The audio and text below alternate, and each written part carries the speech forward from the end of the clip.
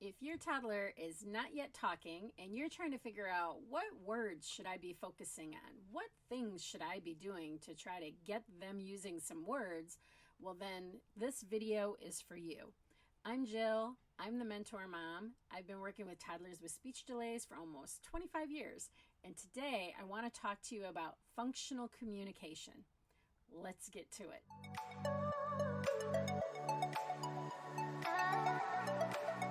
All right, so what is functional communication? And why are we talking about it? Well, functional communication is communication that allows us to express our wants and needs and to use communication for social purposes and social interaction. And the reason that I'm bringing it up is because a lot of times parents fall into working with their children on things like letters, shapes, colors, and numbers, and that does not lead to functional communication. So let's talk about this a little bit more in depth. So I want to share just a little story with you from my past about a little girl that I worked with many, many years ago who had language delays, and her parents were super excited that she was starting to say colors and letters and shapes. What they didn't understand was by putting so much energy into those colors, letters, and shapes that yes, while she was saying those words when asked, what is that? Or what color is this? She was still not able to express her wants and needs. She couldn't tell them that she wanted something to drink. She couldn't tell them that she wanted the ball or a cracker or a cookie. She couldn't use words to initiate a social interaction. Okay, so that's why I want to talk about functional communication. We really want to focus our efforts when we're trying to stimulate and get to those first words on focusing on words that are going to allow them to do that functional communication, to connect and communicate on a social level, as well as the ability to express their wants and needs. So let's talk a little bit more about what that would look like. So rather than focusing on colors, letters, shapes, and numbers, which are a quick and easy go-to during playtime, I understand. What you want to do is you want to focus on, I like to suggest, more of a variety of words. And when I say a variety of words, I talk about 3 different areas with parents. So the first would be focusing on words that your child is really interested in.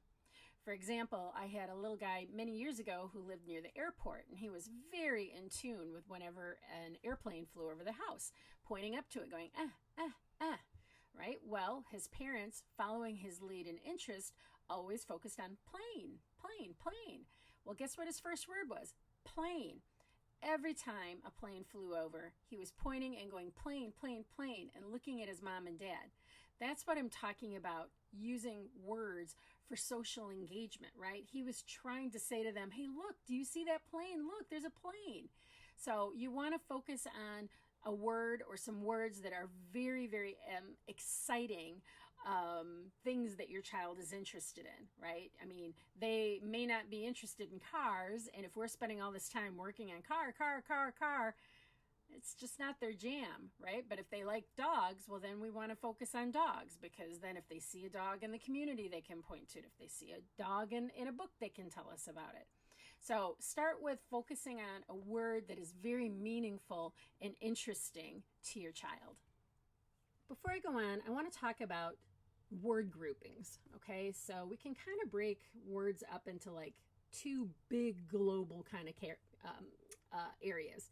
One grouping would be what we call core words, or I like to call them power words, and the other grouping is fringe words. So core words are those words like go and up and more and help and out and in and want. They estimate that they make up about 80% of the words that we're using when we're communicating. And these fringe words, which are a lot of times about things in the environment, a lot of nouns, those only really actually make up about 20% of the words that we use. So when I'm talking about really thinking about what words you're going to focus on with your child, you want to have a blend of words. You know, first of all, like I mentioned a moment ago, you want to focus on things that they're highly motivated by, right? Because if I'm highly motivated by it, I'm going to pay attention to it. I'm much more keen to try to learn that word because it's really, really meaningful. So as we look at the other words to work on, we want to make sure that we have a variety of some fringe words as well as a variety of some core words. The core words, those power words, right, they really help children realize I can get the things that I want. Saying go gets me outside. Saying up gets me held by my parent.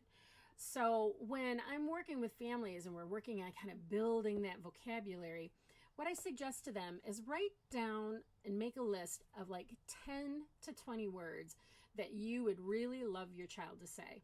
And when you're making that list and you want your child to say them, I want you to think about it from the perspective of what 10 to 20 words would make their life easier and make my life easier. Okay? So if your child, for example, is coming over and standing up in front of you going, ah, when they want to get up, and it's driving you crazy listening to the whining and they're getting frustrated, then maybe we want to focus on a power word of up. So they start to learn that I can ultimately say the word up and my mom and dad pick me up right away. Another example would be if your child really likes apples and that's pretty much the go-to fruit for them, then you want to focus on apples instead of focusing on the grapes and the blueberries that they have very little interest in. We focus on the apples. Apples on our plate, apples in books, apples hanging on trees, apples in the store. So what I'm hoping that you're getting from this is to be very intentional about how you're looking at what words you want your child to be able to say first, and making sure that they're words that are super meaningful for them, right? Because if they realize I can say apple and you're going to just go right to the kitchen and bring me the exact thing I want, this is where children start to understand the power of words, right? Like I can say this instead of all of this other stuff that I've been doing, the and the crying and the dropping down to the floor. You mean I can say a few of these words and you'll pick me up, or you'll take me out, or you'll give me a cracker, you'll give me a cookie, or you'll find my toy car, right? Once they realize that, that is really when I see kids take off with their language. I always tell parents that language is like a light that's on a dimmer switch. Some kids come out and it's turned all the way up. Some kids come out and it's turned way down. What we want to do is we want to turn that light up and get to that part, that point where they really realize words make my life easier. Once they figure that out, the majority of kids just take off, and that's when they become little sponges and want to eat up every single word that you say. So I want you to understand and see how focusing on these kinds of words, power words and fringe words, words that are important, that represent important things to your child, are much more likely to stimulate their communication and interaction skills than letters, shapes, numbers, and colors, right? I can't really have a conversation with you other than you asking what color is this and me saying brown. That's not much of an interaction. It doesn't help me tell you that I want milk when it's snack time, right? Or that I want to go outside because I see a ball out there and I want to go play in the yard. Okay, so I want you to really think about what words you're modeling with your child and focus on things that are a meaningful part of their daily routine. And colors, letters, shapes, and numbers are not that, right? And I know I'm probably going to get some flack from some parents, right? But I want you to really realize the more that they understand the labels of things that they're experiencing every day in their daily routine and that your family talks about, the more they're going to have that drive to learn more and more words.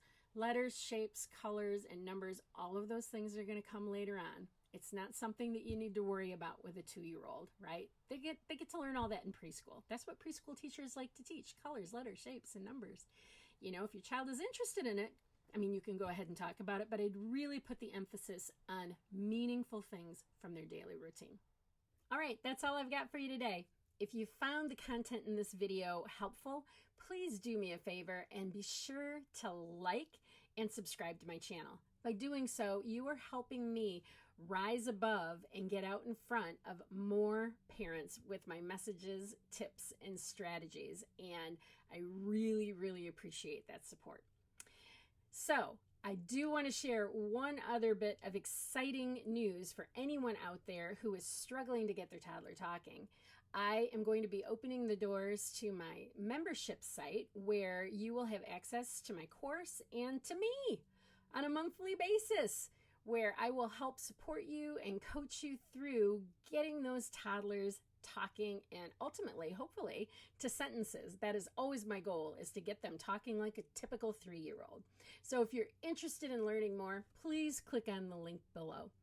And then finally, if you just have a question that you want to ask me, I've got a Wizio link down below. You can shoot me your message and I'll send you a video response within 7 days. So make sure you check out the links below in the description. All right, you guys, go out and be your awesome selves. Until next time.